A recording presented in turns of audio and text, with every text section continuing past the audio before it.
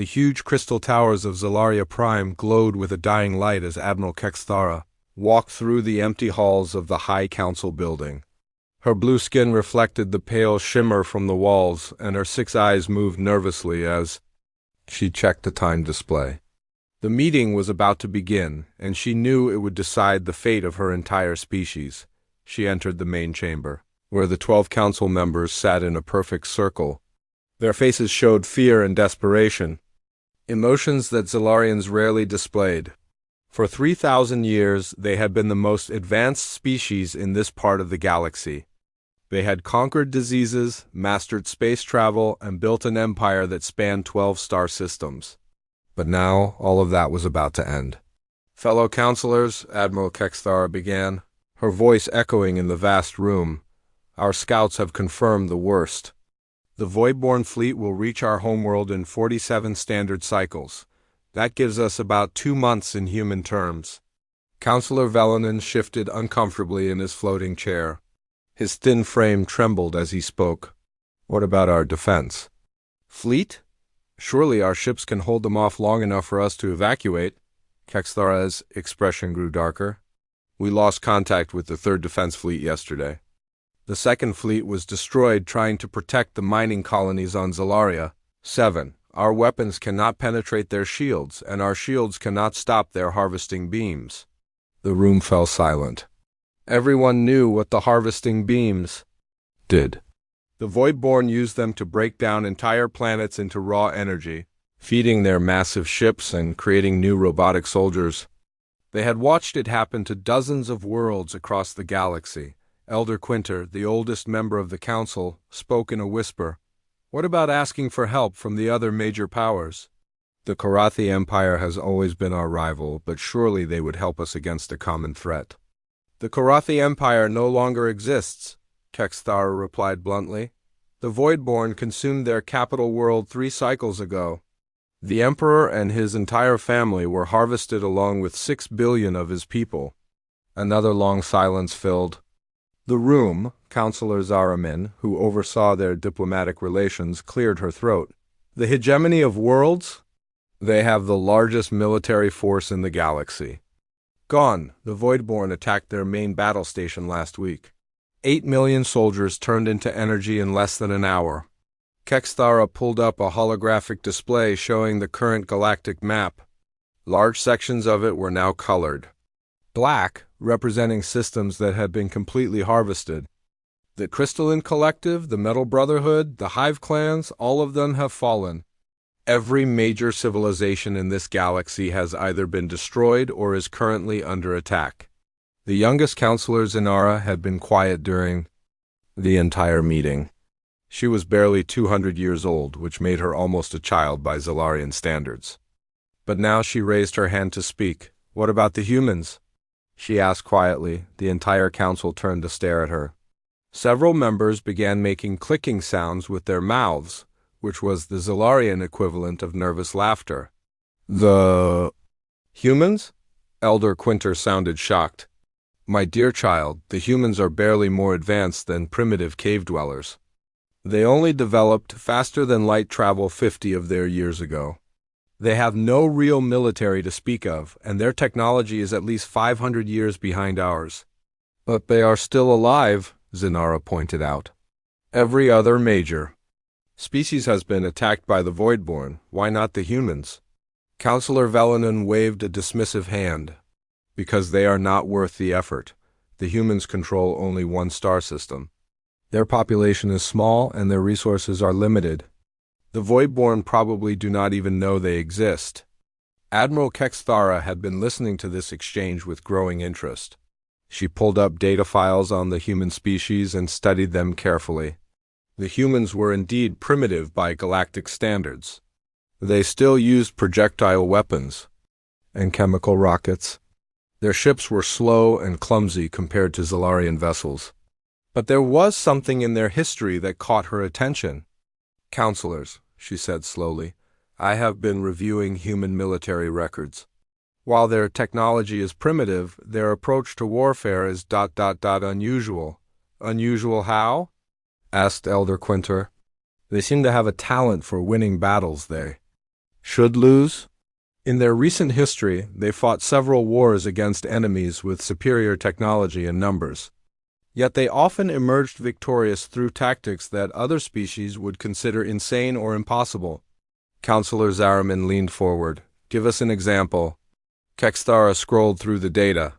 During what they call their Second World War, one human nation was vastly outnumbered by an enemy with better equipment. Instead of surrendering, they convinced their entire population to fight using whatever weapons they could find. They turned their cities into death traps and made every street a battlefield. The enemy eventually withdrew despite having every advantage. That sounds like madness, said Velanen. Perhaps, Kexthara replied, but it was effective madness. The humans have a saying, if you are going through hell, keep going. They do not seem to understand the concept of hopeless situations. Zinara spoke up again. So you think they might help us? I think they are the only ones left to ask, Kexthara said. Every other species that could help us has been destroyed.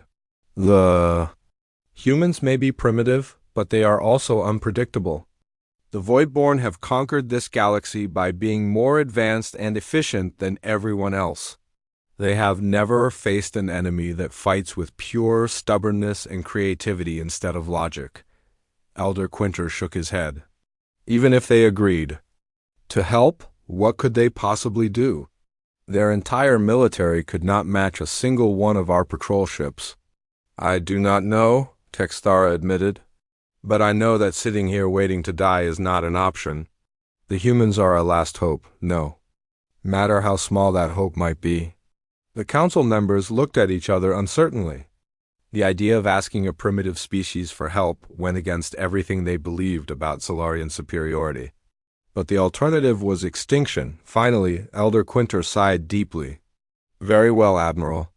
You have permission to travel to the human homeworld and request their assistance. May the ancestors forgive us for what we are about to do. As the meeting ended, Admiral Kexthara began making preparations for her journey to Earth. She had no idea what to expect from the humans, but she knew that her species was about to discover whether desperation could overcome pride. The Zilarians were about to ask for help from creatures they had always considered inferior. She just hoped they would live long enough to regret it. Captain Jake Morrison was drinking his morning coffee when the alarm bells started ringing throughout Sol Station.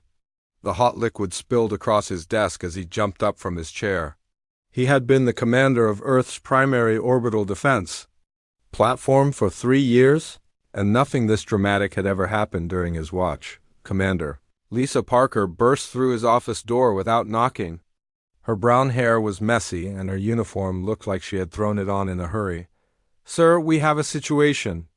A massive unknown vessel just appeared at the edge of our solar system. Jake felt his heart skip a beat. How massive? 10 times. Bigger than our largest dreadnought? Maybe more. Our sensors are having trouble getting accurate readings because of some kind of interference field around the ship. Lisa paused to catch her breath. Sir, they are trying to communicate with us. Hostile intentions? No, sir. They are broadcasting on every frequency we use. It appears to be a first contact scenario, and they are requesting a peaceful meeting. Jake grabbed his uniform jacket and headed for the door. Alert Earth Command immediately. Get me Admiral Roberts on the line. And Lisa, make sure our defensive systems are ready just in case this goes bad. Within 6 hours, Admiral Kexthara found herself standing in the main docking bay of Sol Station. The human facility was smaller than she had expected, but it hummed with activity. Human crew members rushed back and forth carrying equipment and weapons. Their movements seemed chaotic compared to the orderly precision of Zilarian ships. The humans themselves were shorter than she had imagined. They moved with quick, jerky motions that reminded her of the small hunting animals on her homeworld. They wore simple blue and gray uniforms, and many of them carried what appeared to be primitive projectile weapons on their belts. Captain Morrison stepped forward to greet her. He was a young man by human standards, probably in his late 30s. His brown hair was cut short in a military style, and his blue eyes seemed to take in every detail of her appearance. Behind him stood several other officers, including a woman with red hair, who wore the insignia of a chief engineer, and a black man whose uniform indicated he was the tactical officer. "Welcome to Sol Station, Admiral Kexthara," Captain Morrison said through the translation device his people had quickly assembled. "We are honored by your visit. I am Captain Morrison, and this is my senior staff. Chief Engineer Ben Taylor, Tactical Officer Amy Roberts, and Communications Officer Don Brooks." Kexthara studied the human captain carefully. His manner was polite and respectful, but she could sense an underlying tension in him and his crew. They were trying to appear calm, but their body language suggested they were ready for trouble at any moment. "Captain Morrison, I come to your species with a request that may seem impossible," she began. "My people face complete extinction from an ancient enemy called the Voidborn. We have tried everything within our power to stop them, but we have failed. We need your help." The humans exchanged glances with each other. She could see skepticism and confusion in their expressions. Commander Parker, a woman with short blonde hair, spoke first.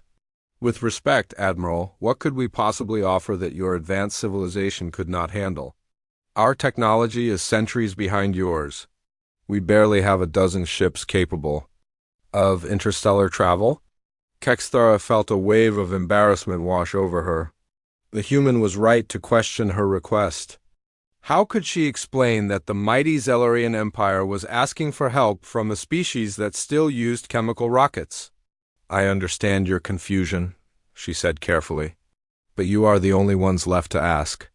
Every other major civilization in the galaxy has been destroyed or is currently under attack." Tactical Officer Roberts stepped forward. "Tell us about these Voidborn. What are their capabilities? How do they fight?" Kexthara spent the next hour describing the enemy in detail. She explained how the Voidborn ships could adapt to any weapon used against them.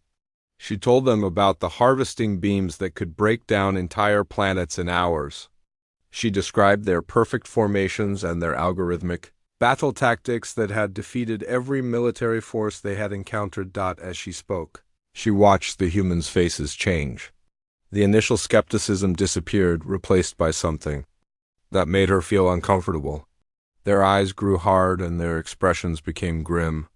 But there was something else there too, something that looked almost like excitement. "How long do we have?" Captain Morrison asked. 46 cycles, about 2 of your months before they reach my homeworld."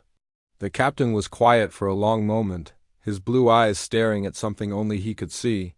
Then he smiled, and Kexthara felt a chill run down her spine. There was something predatory in that expression, something that reminded her of the apex predators from the ancient forests of her world. "Admiral, we will need to see everything you have on these Voidborn. Every tactical report, every scan, every piece of data you can provide. And we will need to contact our planetary command structure immediately. You will help us?" Kexthara could not hide the surprise in her voice. "Ma'am," Captain Morrison said, and his smile grew wider, "humanity has never backed down from a fight. And we really do not like bullies." Chief Engineer Taylor spoke up for the first time.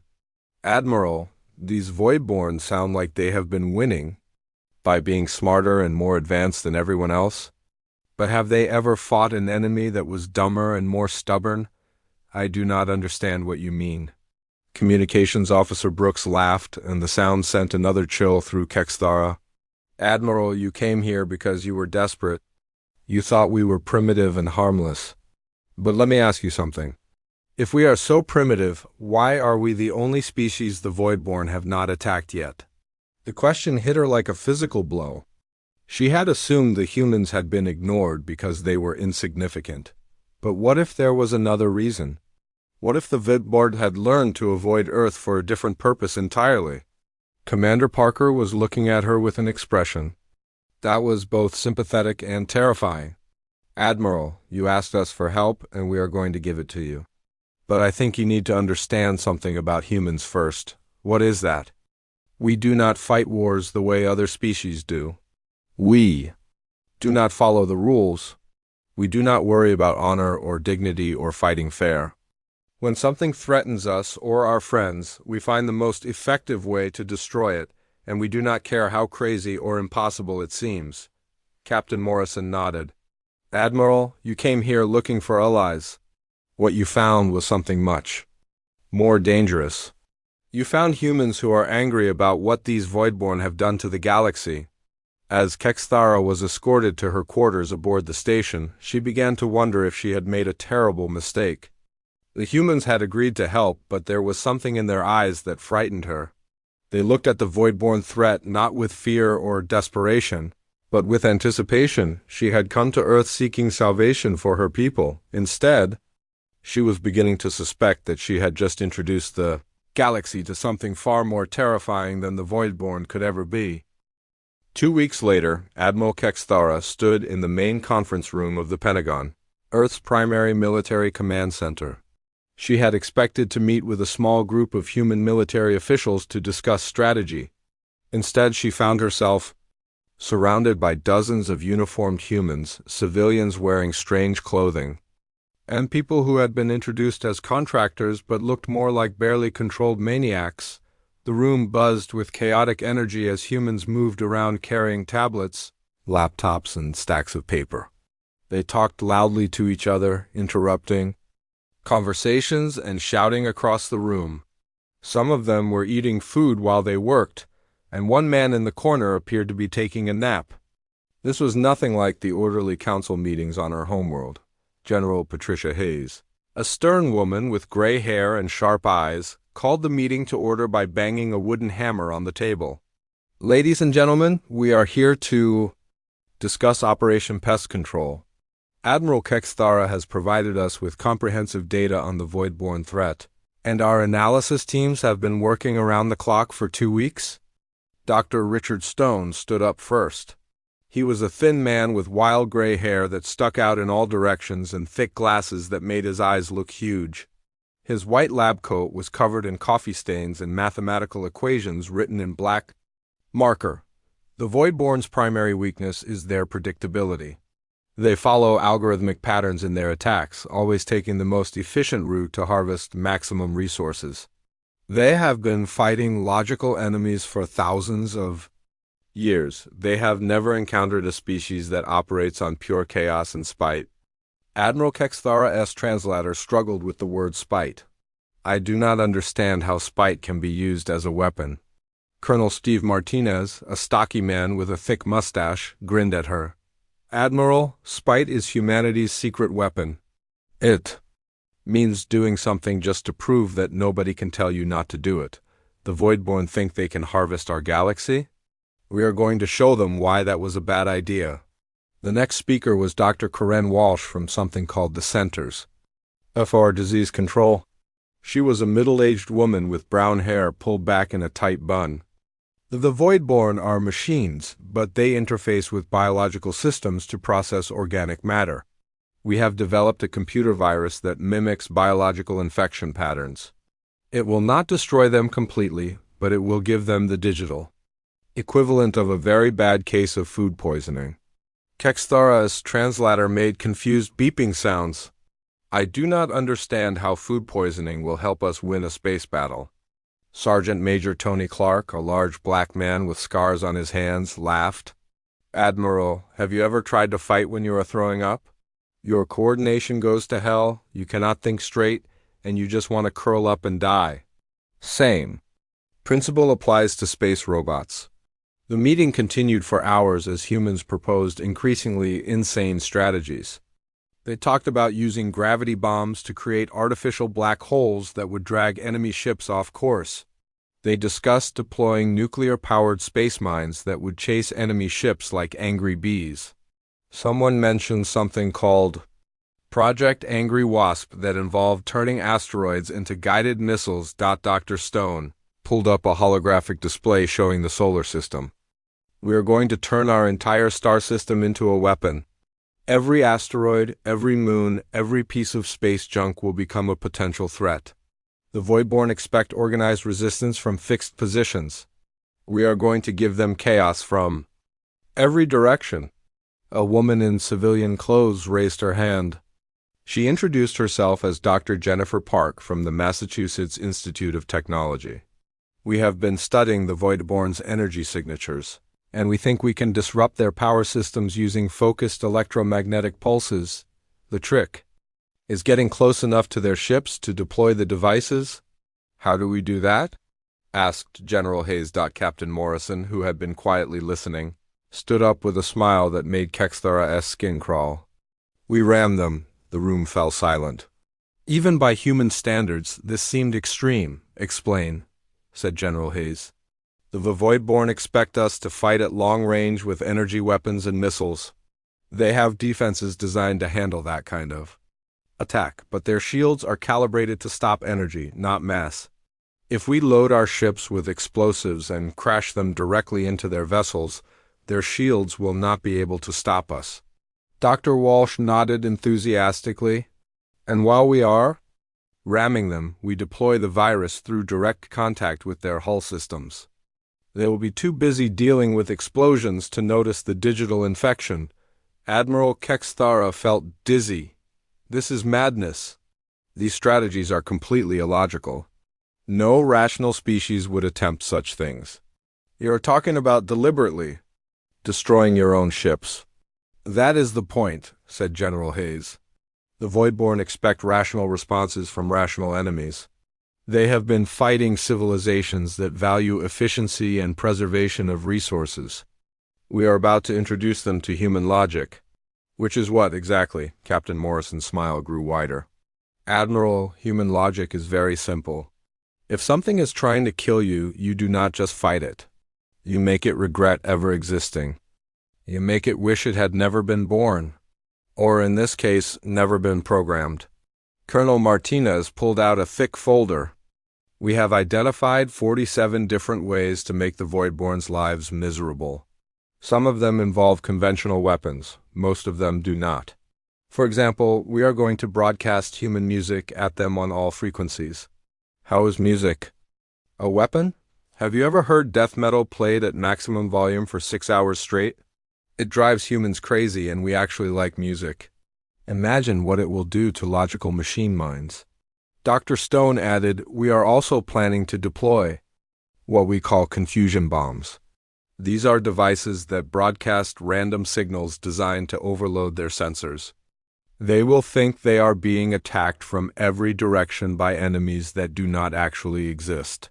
Sergeant Major Clark stood up and walked to a wall covered in photographs. Admiral, let me show you something. These are pictures of every major war humanity has fought in the last 200 years. In every single one, we faced enemies with better technology, more resources, or superior numbers. And in every single one, we won by doing things that should not have worked. He pointed to one photograph showing soldiers in a muddy trench. This was called World War I. Men with rifles fought against tanks and poison gas. They won by being too stubborn to give up. He moved to another picture. This was World War II. A small island nation held off an empire for years by refusing to surrender, even when their cities were being bombed every night. General Hayes looked directly at Admiral Kexthara. The Voidborn have conquered your galaxy by being more advanced and efficient than everyone else, but they have never fought humans before. We do not win wars by being smarter or stronger. We win by being more stubborn and creative than anyone expects. As the meeting finally ended, Admiral Kexthara felt overwhelmed by what she had heard. The humans were planning to fight the most dangerous enemy in the galaxy using strategies that defied every principle of military science she had ever learned. When do we begin? She asked, though part of her was already dreading the answer. Tomorrow, said Captain Morrison. We have been building ships and weapons for 2 weeks. It is time to show these Voidborn why every other species in the galaxy gives Earth a wide berth. Admiral Kexthara left the meeting with the horrible feeling that she had just witnessed the planning stages of either the greatest military victory in galactic history or the most spectacular disaster ever recorded. Admiral Kexthara stood on the bridge of the human vessel UES Defiance as the combined human-Zalarian fleet approached the Voidborn swarm. What she saw through the viewscreen defied every principle of space warfare she had ever learned in her 300 years of military service. The human ships were a chaotic collection of vessels that should never have been allowed in the same formation. There were military cruisers, converted cargo haulers, mining ships fitted with missile launchers, and what appeared to be civilian pleasure craft loaded with explosives. They moved with no apparent order, weaving between each other in patterns that made her dizzy to watch. The radio chatter was filled with loud music, creative swearing, and humans shouting encouragement to each other. "All units, this is Admiral Susan Chang aboard the UES Retribution," came a voice over the communication system. Chang was a small Asian woman with steel-gray hair and the coldest eyes Kexthara had ever seen. "Remember, we are not here to win pretty. We are here to make these mechanical bastards wish they had never left whatever dark corner of space they crawled out of." The Voidborn fleet was the complete opposite of the human formation. Thousands of black ships arranged themselves in perfect, geometric patterns that stretched across space like a deadly work of art. Each vessel was the size of a small moon, their dark hulls seeming to absorb the light from nearby stars. They moved with mathematical precision, every ship maintaining exact distances from its neighbors. Captain Morrison stood beside Kexthara at the tactical display. His face was calm, but she could see excitement in his blue eyes. "Beautiful, is it not?" They probably spent hours calculating the most efficient formation for maximum firepower coverage. "It is very impressive," Kexthara admitted. "Their coordination is perfect. That is their weakness," Morrison replied. "Perfect coordination requires perfect communication. Break the communication and the whole system falls apart." "Commander," Lisa Parker called out from her station. "All ships beginning Phase 1 deploy Project Angry Wasp." Hundreds of small pods launched from the human vessels. Each pod contained a hollowed-out asteroid that had been fitted with nuclear engines, guidance systems, and enough fuel to accelerate to incredible speeds. The asteroids streaked toward the Voidborn fleet like a swarm of angry insects, their paths seemingly random and chaotic. The Voidborn responded exactly as the humans had predicted. Their defensive systems calculated intercept courses with mechanical precision. Energy beams lanced out from their ships, destroying the incoming asteroids with surgical accuracy. But for every asteroid they destroyed, the debris field grew larger and more chaotic. "They think we are trying to hit them," laughed Chief Engineer Ben Taylor from his engineering station. "They do not understand that missing is the whole point." "Are we not trying to damage their ships?" asked Kexthara. "Phase 2, all ships," announced Admiral Chang over the radio. "Light them up." The human ships suddenly opened fire, but not at the Voidborn. Instead, they were shooting at their own asteroid debris, detonating the nuclear engines and creating massive explosions throughout the space between the two fleets. Each explosion released clouds of highly radioactive particles and electromagnetic interference that spread like a deadly fog dot. The effect on the Voidborn fleet was immediate and devastating. Their perfect sensors, designed to track targets across vast distances, were suddenly overwhelmed by the chaos field. Ships began losing contact with each other as the electromagnetic interference blocked their communications. Their formations started to break apart as individual vessels lost track of their positions. "Now they are flying blind," said Tactical Officer Amy Roberts with satisfaction. "Their whole strategy depends on perfect information and coordination. We just took that away from them." "Phase 3, called Commander Parker, released the digital plague.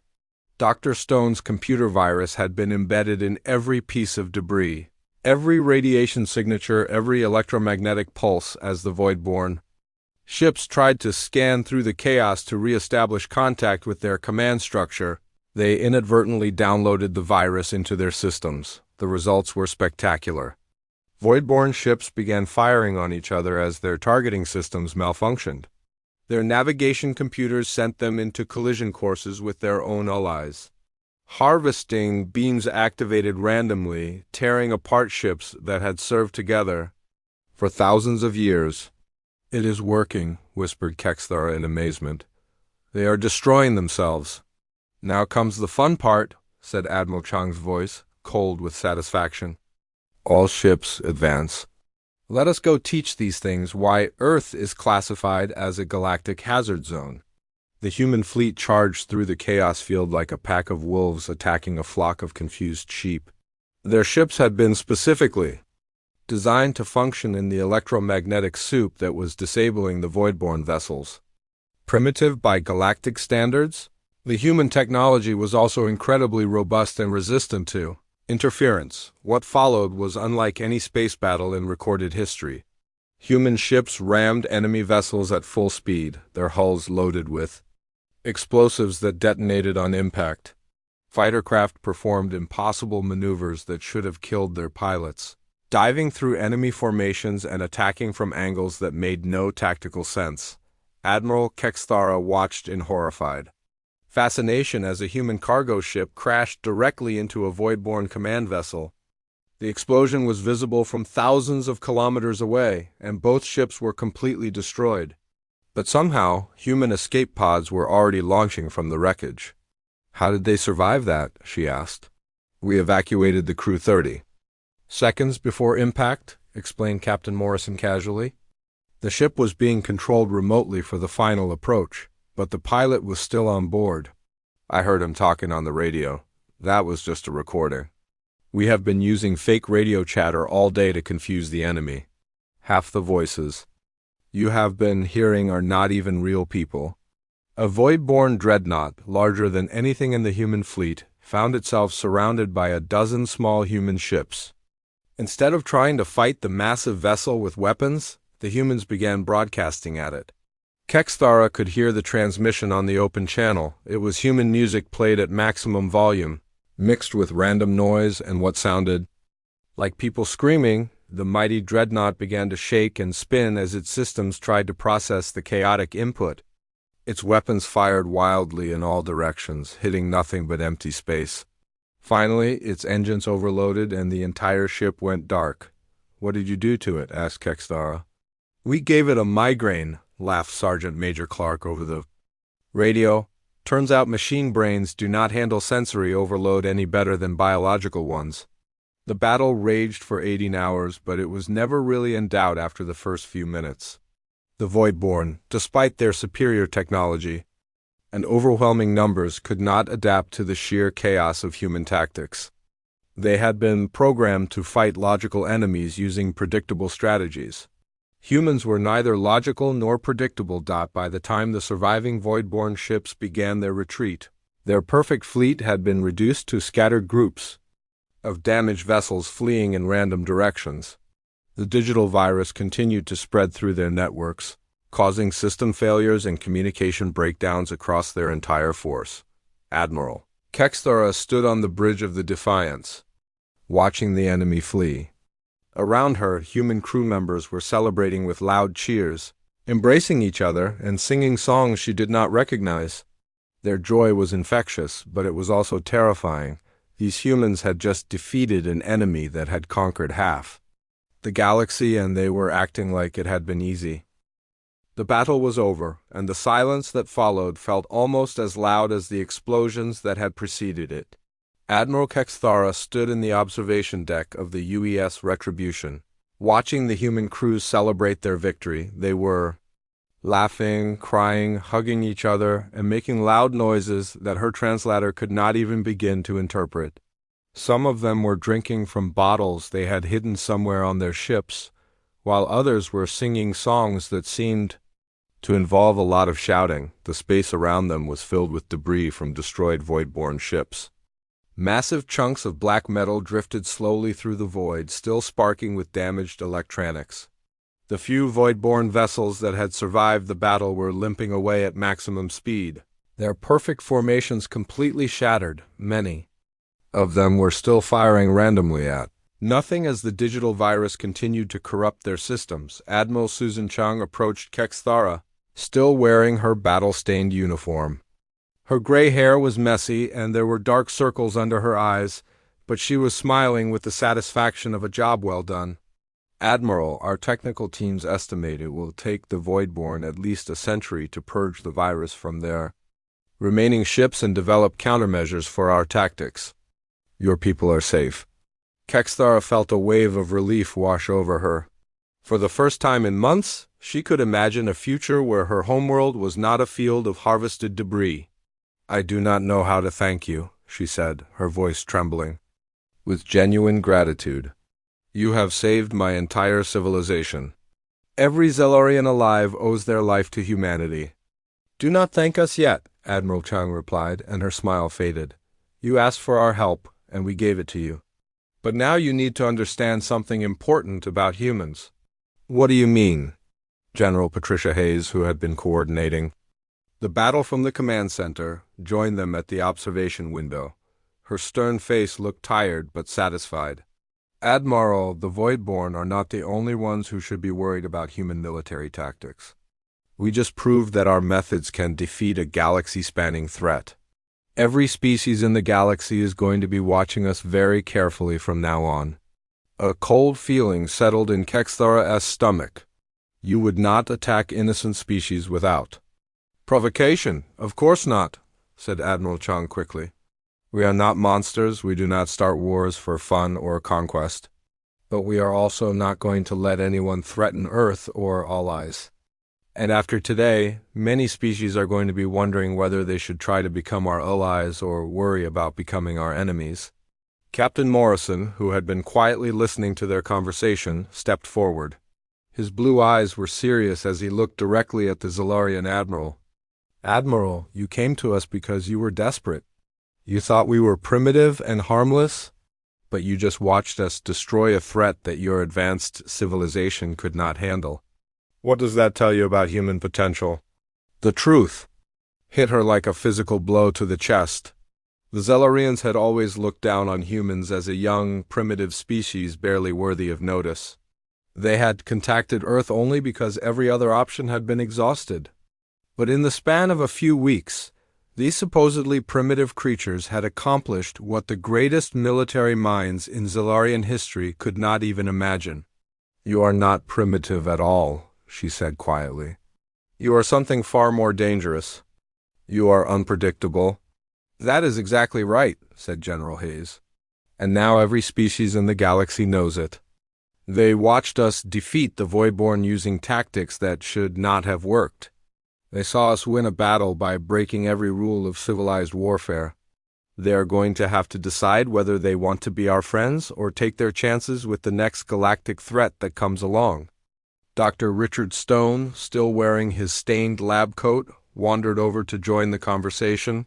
His wild hair was even messier than usual, and he looked like he had not slept in days. "Admiral, you should also know that we learned a lot from studying Voidborn technology during the battle.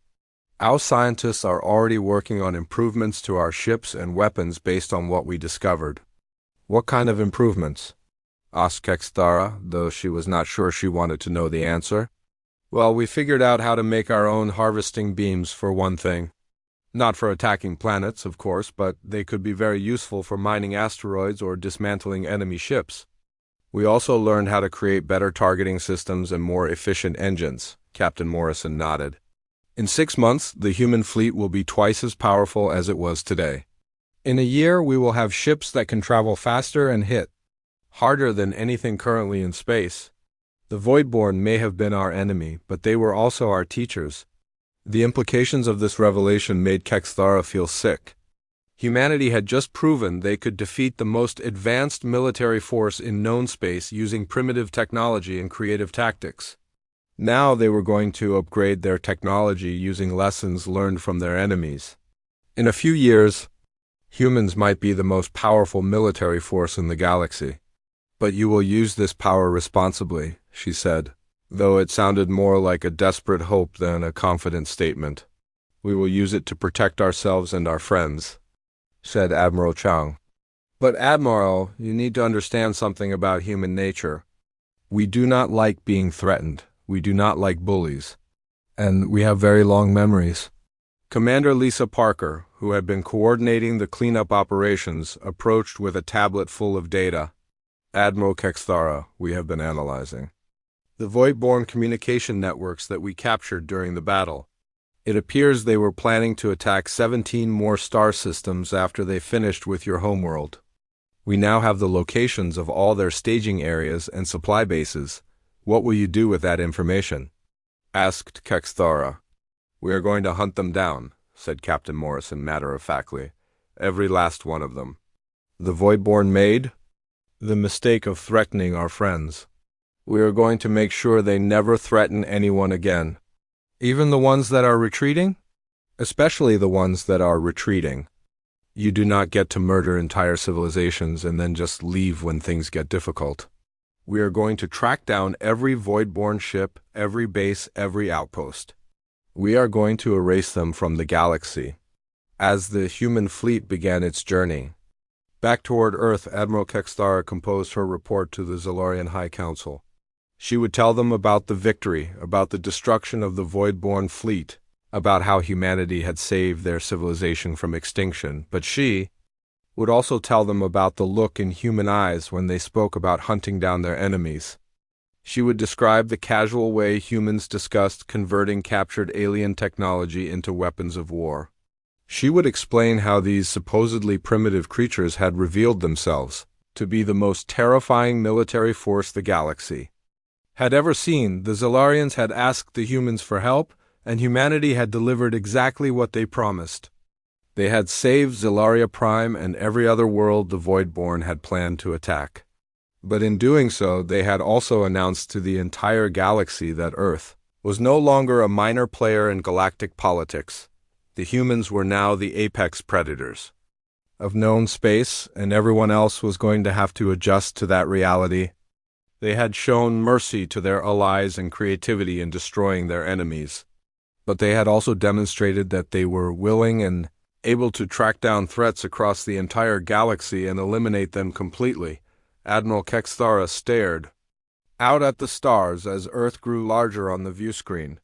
The humans had saved her people from the Voidborn, but she could not shake the feeling that they had also changed the balance of power in the galaxy forever. The question now was not whether humanity would become the dominant force in space. The question was what they would do with that power, and whether the rest of the galaxy would be able to live with the consequences of asking for their help. As she watched the blue-green world of Earth fill the view screen, Admiral Kexthara realized that her people had gotten exactly what they asked for, and she was beginning to understand that sometimes getting what you want can be the most terrifying thing of all.